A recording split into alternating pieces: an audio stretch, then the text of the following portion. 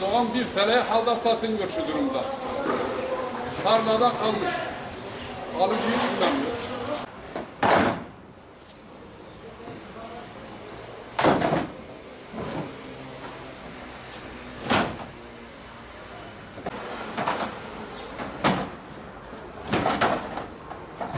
Genel olarak piyasada bir durgunluk var. Tabii bu fiyatlarla ilgili değil. Bu çıkan pandemi yüzünden, hastalık yüzünden millette bir durgunluk var. Her yerde bir durgunluk var. Fiyat olarak da fiyatlar yüksek değil, sebze fiyatları normal. Ama bugün ambalajların bir kasanın geçen yıl 2 milyon aldığımız kasa şu anda 4,5 milyon para. Sepet 1 milyonken şu anda 2 milyon 3 milyona bir sepet olmuş. Bu maliyetlerin artmasından dolayı fiyatlara yansıyan bir şey var. Ama diyeceksin ki geçen yıla göre sebze fiyatları, meyve fiyatları çok yüksek değil.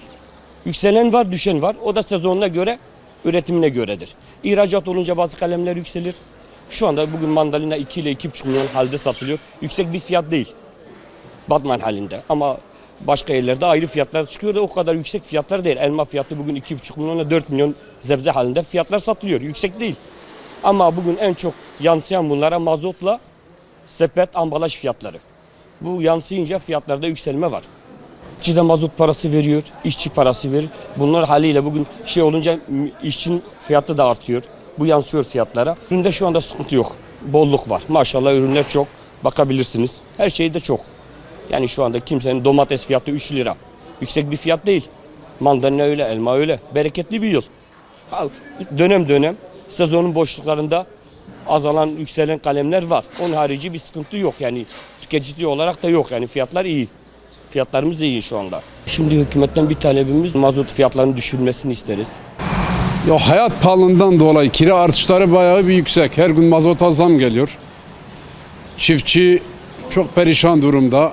Gübre geçen sene bu seneye oranla 3'e katlanmış. Elektrik 2'ye katlanmış. Yani çiftçi kaça da malını sattığı zaman zarar ediyor bu durumda.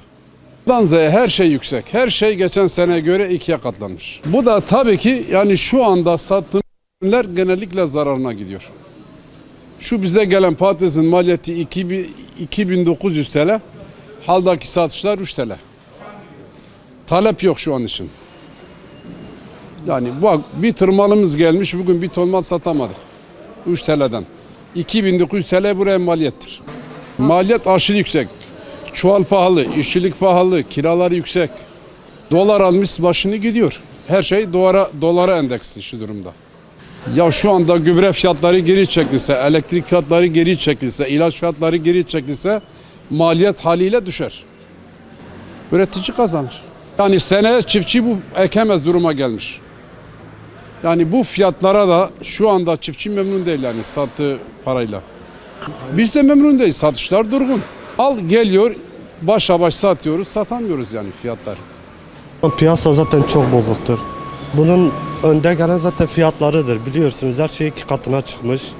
Yani limon geçen sene de aynı bu fiyattı, şimdi de bu fiyattır ama sepetlerinde büyük bir artış var. Geçen sene aldığım limonu limon kasasını 1 milyondan alıyordum.